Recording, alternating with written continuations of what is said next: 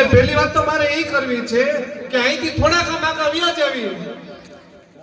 એટલે ગામ છે પંખીના માળા જેવડું નાનું એવું ગામ, બોઘરાવદર જેને કહેવામાં આવે છે. એ બોઘરાવદર ગામની માલિકવાર હું એમ કહું છું કે બોડિયા પરિવારનો નેહડો છે. અને અમરા ભગત નું નામ કદાચ તમે બધે તો સાંભળેલું હોય. આ તો અમરા ભગત જે કહેવાના એ બોઘરાવદર ગામની માલિકવાર નાનાભાઈ ભરવાડનો નેહડો અમરા ભગત.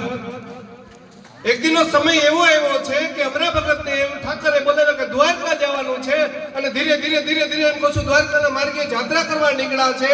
દ્વારકાના ઠાકરને પગે લાગવા નીકળ્યા છે અને જ્યારે દ્વારકાના ઠાકરને પગે લાગીને પાછું વળવાનું થયું, ધીરે ધીરે ધીરે એમ કહે છે પંચાળની ધરતીમાં આવતા રહ્યા. બોઘરાવદરના ગામમાં હું એમ કહું છું ગામમાં એન્ટ્રી કરે ન કરે એ પહેલા જે ગામમાંથી ગામના જે હરિજનો હતા એના ગાડાની માલિકો એક ગાયને મરેલી લઈને ઢાંકીને નીકળ્યા હતા. બરાબર ભગતને આવવાનું ટાણું અને એને આવવાનું જે જાપે બધા ભેગું થયું અને એ કહે છે બાપા તમે શું લઈને જાઓ છો? એટલે ગામના હરિજન કે બાપા ભગત આ તો ગાય મરી ગઈ છે એટલે અમે લઈને જ આવીએ છીએ. અરે કે ગાય મરી નથી. હે અરે ગાય મરી નથી, ગાય તો જીવતી છે, તમે જીવતીને કેમ લઈને જાઓ છો? અરે કે ના બાપા ભગત ગાય મરી ગઈ છે. એ કે ના ના ના મરી નથી. એના હાથની માલિકો અંજળીનો લોટો હતો એમાંથી અંજળી છાંટી અને ગાય હજીવન થઈ છે. તમે વિચાર કરો એ આ ઠાકરની કેટલી કૃપા છે, એની હારે કેવો ઠાકર છે તમે વિચાર કરો. ઈ ગાય હજીવન થઈ છે. ઈ ગાય હજીવન થઈ એવું નહીં, ઈ ગામની માલિકો હરિજનમાં એક નાનો છોકરો નાનો એવો છોકરો હતો એ વૈકુંઠના માર્ગે એમ કહે છે વયો ગયો અને એ હરિજનને ખબર પડી કે ભગતે ગાયને હજીવન કરી તો આપણા દીકરાને નહીં હજીવન કરે. એ દર કરતા બધા દોટ કાઢી ભગતના ચરણે આવી ગયા છે કે તમે ગાય હજીવન કરી તો અમારો દીકરો આજ વયો ગયો છે, અમારો દીકરો વયો ગયો છે એમ કહેતા દર બધા રોવા મળ્યા છે. ત્યારે ઈ ભગતે કીધું કે દીકરો તમારો ક્યાં મેળ્યો છે? દીકરો તો તમારો ઘડી પૂતો છે.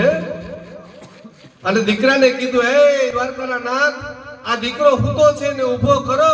અને ત્યારે કાનુડો એમ કહે છે દ્વારકાથી નજર માંડી છે ગામની માલિકો નજર માંડીને દીકરો જ ઊભો થયો.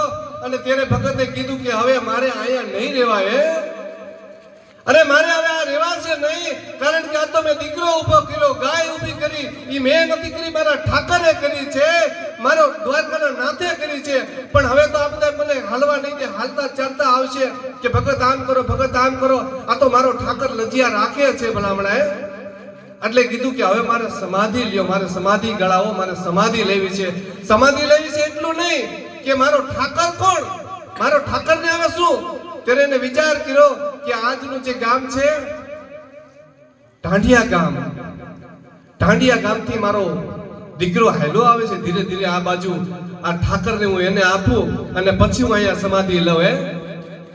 એ બોઘરાવદર થી ઠાકર ધીરે ધીરે ધીરે ધીરે આવ્યા છે અને આજનું જે ઢાંઢિયા ગામ છે એ ઢાંઢિયા ગામની માલિકો મારો તમારો ઠાકર બિરાજમાન છે.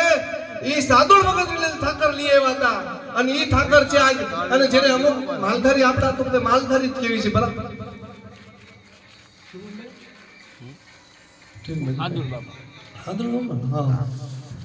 સાદુળ બાપા બરાબર ઠાકર લઈને ઢાંઢિયા ગામમાં આવ્યા અને ઠાકરને બિરાજમાન કર્યા આપણા નેહડાની માલિકો. અને ઠાકર કેવો છે એ મને તમને બધાને ખબર છે. એ ઠાકર હાદુળ ભગત છે બરાબર, પશુને માલને ચારતા હતા. અને બાજુના ગામ છે ગટકા ગામ, રાજા વાજાને વાંદરા કહેવાય. એ દરબારો નીકળી ગયા, દરબારોએ જ્યારે જોયું ત્યારે કીધું કે આમાંથી મને 2 ઘેટા દે બાબા. એટલે ભગતે કીધું બાપુ માફ કરજો, અમે ધંધો બંધ કરી દીધો છે, અમારી આમાંથી કોઈ ઘેટો ભેટો કઈ આપશું નહીં. ચોખ્ખી ના પાડી દીધી. પણ તો ડાભોડિયા હોય ને આપણે ડાભોડિયા કહી દેવી, આપણે કોઈની બીક તો ન હોય. ડાભોડિયાએ કીધું કે બાપુ એમ નહીં હાલે, આમાંથી 2 ઘેટા આપણે લઈ લેવા પડશે. આ ભરવાડ ભલે ના પાડે આપણે લઈ લેવા છે. એ ઘેટા ભરાણે લઈ લીધા. પણ ભગતે કીધું હે ઠાકર બાપ મારા ઘેટા લઈ ગયા છે, દરબારો મારા ઘેટા લઈ ગયા છે. ઠાકરે કીધું કે ભલે લઈ ગયા, જવા દો ને જવા દો, ગટકાના પાદરમાં ભોગવા દો. અને ગટકાના પાદરમાં જ્યારે ઘેટા ઉતાર્યા, ઘેટા તો સિંગડા વાળા થઈને ઉતર્યા અને દરબાર પગે પડી ગયો કે આ શું છે બાપા? આપણે ભરવાડને પાછા ઘેટા દેવા જવું પડશે ને એના પગમાં માફી માંગવી પડશે. દરબારોને જો આવી આ ઢાંઢિયા ગામમાં આવીને માફી ઘેટા તમને પાછા આપું છું. આ તો સિંગડા વાળા થઈ ગયા એ આ ઠાકરની કૃપા કહેવાય, ઠાકરના પરચા કહેવાય. અને એ ઠાકરનો નિવેદનું ટાણું હતું, એકવાર સુખડી બનાવવાથી. અને આ ગામનો પટેલ અને ભગતે કીધું કે ડબ્બામાંથી ઘી લેતા આવો.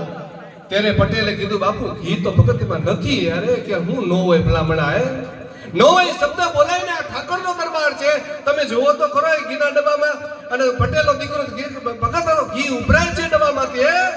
અરે પણ નો હોય તો કે ના ના ઘી ઉભરાય છે. ઈ મારો આ ઢાંડિયાનો ઠાકર બિરાજમાન છે, ઈ મારો ઠાકર છે, એના પરચન તો કોઈ પાર નહીં હતી. ગોપાલભાઈ આ ઠાકરની વાતું છે અને ઠાકર આપણો હાજરા હજુર છે. આ ગામડા આજે આ ભાડાઓને હવારનો કહેતો કે મામા તમે આવજો, પ્રસાદી લેવા આવજો, પ્રસાદી લેવો તો.